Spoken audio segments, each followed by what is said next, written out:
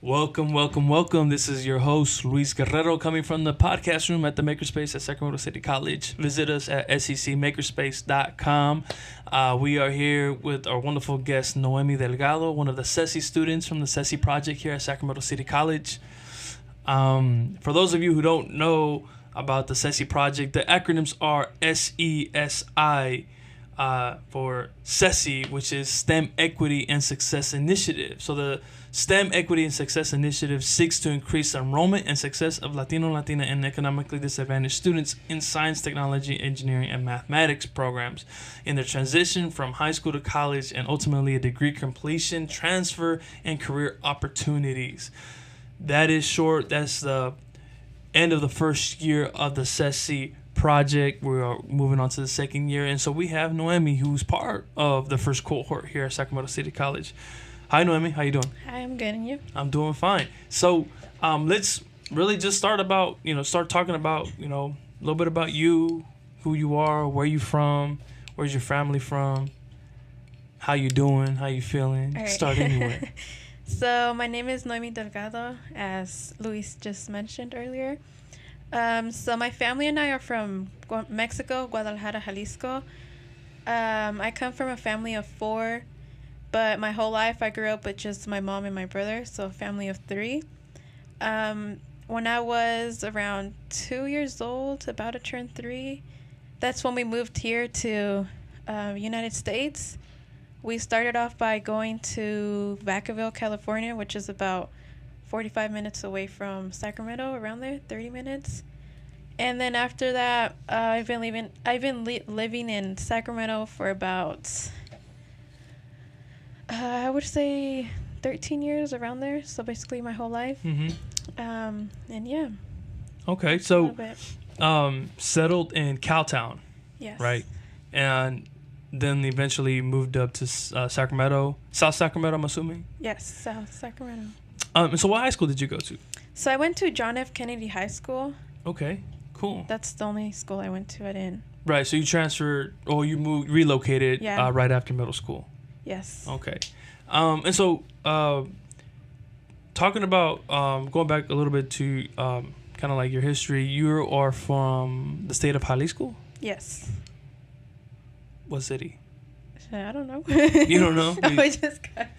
You just guessed? Yeah, just I'm from Guadalajara, Jalisco. Okay, cool. And grew up 3 out of 4. 3 right? out of 4, yes. Cool. And so how was the family got bigger now. I have a niece. Okay, yeah. So how was that experience like, just kind of, relocating? I'm sure you don't remember much because I'm sure the United States is all you know in terms of your memory. So, but can you really just talk about like how, some trials, some struggles, at least growing up in Vacaville before you got to Sacramento? Like, I'm pretty sure it was kind of tough. Yeah, so when we first moved here to Vacaville, my dad was still with us, but it was a little bit weird. Like, they were separated. My mom and my dad were separated, but we were still living together, Mm-hmm. So growing up, I was still young to, know what's going on and everything. So the whole time I just didn't really think of anything. So that was that. Growing up, I didn't really think of the struggles because I'm the baby of the family. Mm-hmm. They try to hide that from you, of course, and I feel like my brother was the one that actually suffered, and not really me. They tried covering me and protecting me the most, and basically my brother was like a dad to me. Yeah. Okay. And so how old's your brother? My brother is 23 at the moment. Okay. So we're about 4 years apart. Okay. Yeah. 4 cool. or 5 years. So you're close with them? Yeah, we're close. Nice. That's awesome. So now let's talk about really your transition to Sacramento, new town, new experience, similar struggles, I'm assuming.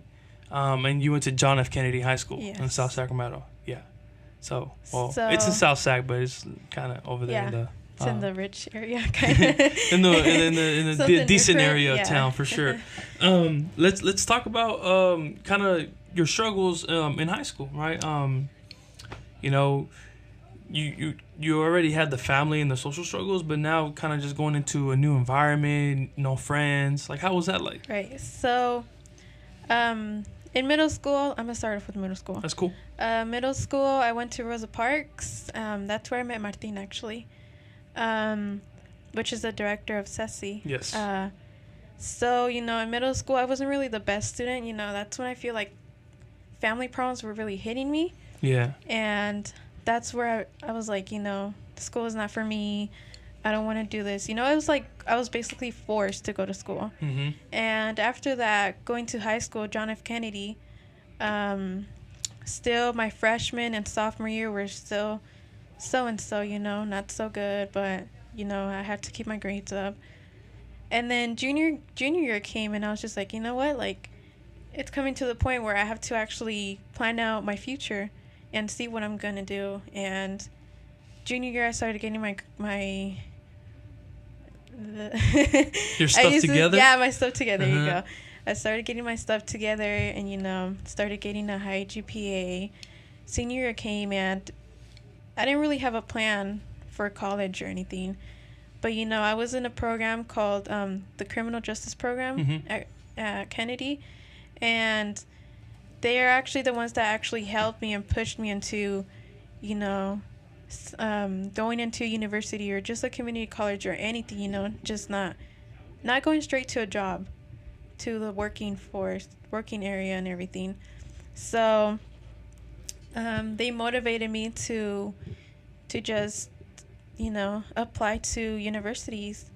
And, you know, the whole time, you know, I didn't really want to go to university, you know, all that paperwork and everything was not for me. Yeah, I remember that. Yeah. So, you know, I ended up just applying to one school, which was Fresno State. Mm-hmm. And I was like, you know what? That was my dream university, you know. I was like, you know what? That's the only school I want to go to. Mm-hmm. If I get in, I get in. If I don't, I don't. Mm-hmm. You know, I was like, if I don't, then plan B was just to go work, find a job. Mm-hmm. So I get accepted, and you know, I'm all excited and everything. I had everything planned. Right. You know, it got to the point where I knew what, you know, where I was going to be staying and everything. But then it ended up coming to the point where we weren't financially ready and everything. Mm-hmm. You know, money was an issue, and I ended up declining Fresno State. So then a friend of mine was still connected to Martin, and she was like, hey, this was during the summer symposium around there. Yeah. So she was like, hey, why don't you come? You know, she was like, you remember Martin from middle school? And I was like, Martin, who's that? So you probably knew him as Mr. Ramirez. Yeah, Mr. Ramirez. Yeah. Yes. You know, he was the vice president. Probably teacher, vice principal, something. Like principal, definitely an educator. Like yeah. Vice principal. Okay. I remember now. And, you know, like, I didn't know he had long hair. So he looked different. But then once I seen him, I did recognize him. And then he was just like, yeah, you know, there's this new program called SESI. And, you know. It's funny how you said it just how he would say it. He was like, yeah. And, that's cool. Yeah. From there, I was like, you know what? I'll try it out, you know. So let me cut you off right there. And I apologize for that. But I think it's important to highlight. You declined your offer to Fresno State. Yes. Were your initial intentions were to go into the work field and work because of your financial situation, or were your initial intentions were to go to a community college? So it was a little bit confusing. So it was a little bit late to start applying to community college and everything, you know. I mean, to me, it felt like it was late, you know. I felt like I was just going to get the classes that I didn't need. So I was like, you know what? My plan was just to take a year off and start next year. Okay. Which is this year. So you kind of plan to work then? Yes. Work like a year and then come back to school. Because I just thought it was a little bit too late to start applying. Right. But then that's when I met up with Martin, and he got me into the SESI, and he got me into the courses that I actually needed to take. Right. So yeah. That's awesome. Yeah. That's awesome. Right. So, in a nutshell, or just to kind of like recap all that, like it was because you met someone in middle school as a friend who stayed in contact with this educator, and then like comes back full circle 5 years later, maybe 6 years later, whatever it may be, and you reconnect to get you into the SESI program or the project, right? So I think that's a cool like story to tell. I mean, it's you know, the power of just kind of networking, right, and looking out for the students, and looking out for your people, man. I think it's a beautiful cycle when it comes to that full circle, and I think one day you'll be able to have that impact as well, in whatever field you go into. So I think that's cool to highlight. So now that that you are here, hold on, before I even get there, I want to say that I do have a similar story. And I know this show is not about me, but I didn't really have any idea about going to college. All I knew is that I wanted to play football or basketball at the college level, and so college was in the back of my mind, not as a priority, but as a dream, right? Because of the athletes, the athletes, you want to go pro, you want to do all that. I eventually started to see that wasn't a reality, but I did have a lot of good mentors in my life that say, go to college, go to college, go to college. So I didn't know for what, I didn't know where, I didn't know how, and I only applied to one college, which was Sacramento State, and I got in. I don't know how I got in. I was not the best or greatest student. I do recall like my last semester I had all D's. I'm talking about like econ, English, calculus. Like I'm taking all these classes, but I got all D's. Like senioritis hit me hard. Like I didn't care. Like, but I got into Sac State, and I struggled hard. Like I didn't know how I was gonna pay for it. I didn't know anything. I just knew I was gonna live at home, and figure it all out. I think luckily I stuck around long enough. I never gave up. But yeah, like you have one dream, one college. You get in, and then I could just imagine like how devastating it was to actually realize that you can't. No, yeah. You can't attend, not because you don't want to, but you just can't. You just can't. You just can't, yeah. And I'm sure you had questions like, you know, like how can I like not do this? I want to do this. Like I'm sure if you had someone to talk to, maybe for a little bit of guidance, you probably would have attended. I'm sure if you had. Did you have someone to talk to? I mean, like outside from let's say from your family, but outside from my family. Outside from your family, I'm talking about someone who's been there before. Not really. Right, and I think that's important to talk about the success of students. Is that being first generation, right? Yes, first generation. We don't know what it's like. Our parents don't know what it's like. Our extended family doesn't know what it's like to go to college, right? And so, even me, like when I was like applying and going through like all that, like I had no idea, like all this paperwork, and all these deadlines, and I'm like, what the heck? Like we don't start for another 6-8 months. Like this is crazy. So, you know, and just kind of going through that, like how you gonna pay for financial aid? Like you don't have no money, and then but people are like, oh, financial aid is going to hit, but you're like you've never seen that before. Like that's not a reality for me or for anyone in general who's never really seen financial aid like that. So when you tell me, oh, financial aid is gonna cover it, don't worry. It's hard for me to believe that, right? And so, I didn't give up, but it's just, I think your story really just highlights how, like, the lack of, like, resources, the lack of, you know, mentorship plays a role in just kind of our lack of confidence, right? And our lack of knowledge. And just, like, if we only had that one person who give us accurate advice, give us motivation, like, no, keep, like, you're accepted, stay enrolled. Right, you know, we'll figure it out. There's programs out there that can help you. There's scholarships. There's all these grants. There's financial aid. Like it'll kick in. Just, you know, wait it out because I definitely mentor students, and I say good, you know, 20 to 30% of them are in the same boat as like, you know, they were accepted but they declined. Right. For similar reasons. I feel like a big part of that is, you know, there's a lot of programs out there that can help you, and you know, but it's just that. You know, being a first generation student, you know, your family, this is all new to your family and to you too. So you don't really know how to get, you know, you don't really know about those programs until you actually get into it, like, and you actually like find out about it by your own, like, by yourself, you know? And I feel like that's what that's something that lacks, you know. Yeah. Yeah. And fortunately enough, I mean, you found out about SESI. You didn't know about SESI. I didn't. But yeah. you found out because of your friend. Like, Yeah. they were connected, right? And Right. so that's how you found out. But if you didn't have that, right, you would have never been here, right?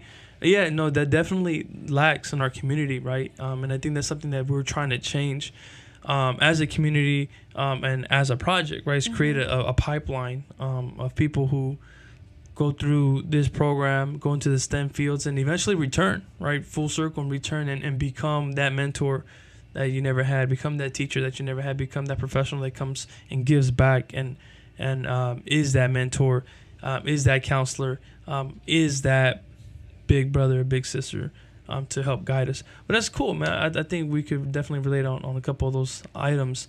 So in high school, did anyone help you? No? Not really. Did anybody guide you to even for the Fresno State application?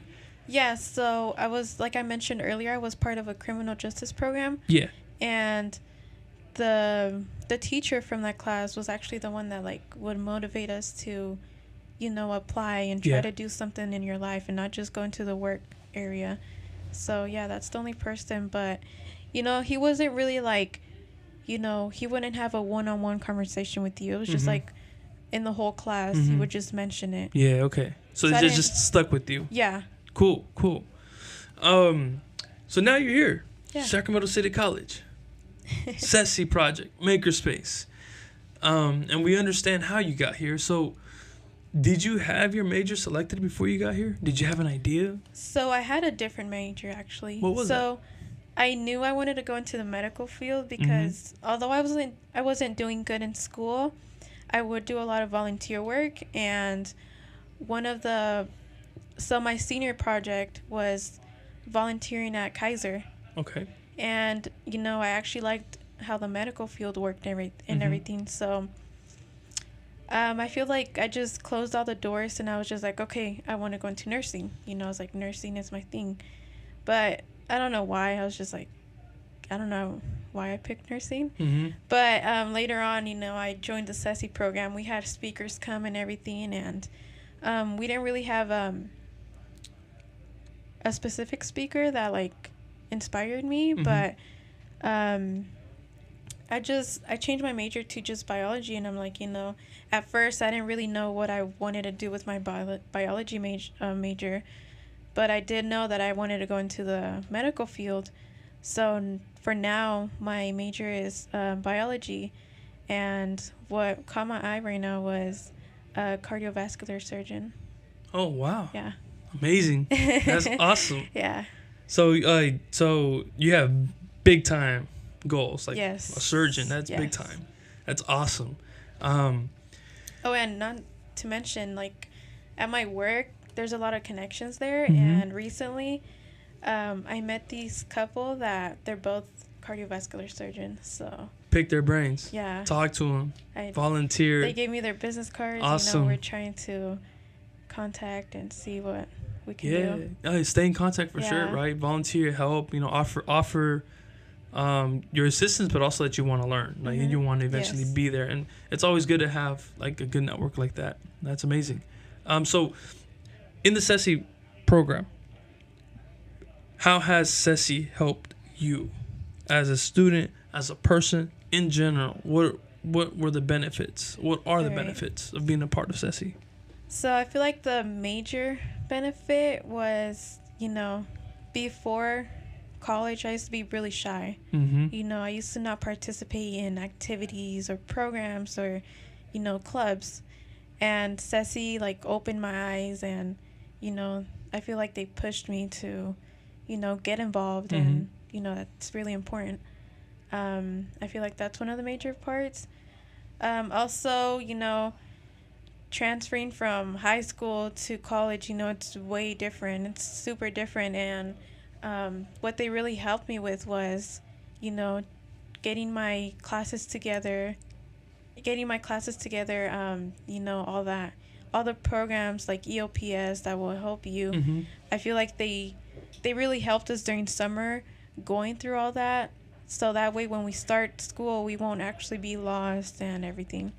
Another thing I really liked was the first semester at the SESI program. It's all cohort classes. Mm-hmm. So, it's not like you walk into a class and you don't know your professor and you don't know the students around you, We had a 1-week summer symposium where we actually got to know our professors and we got to know everyone else in the SESI program, and I really liked that.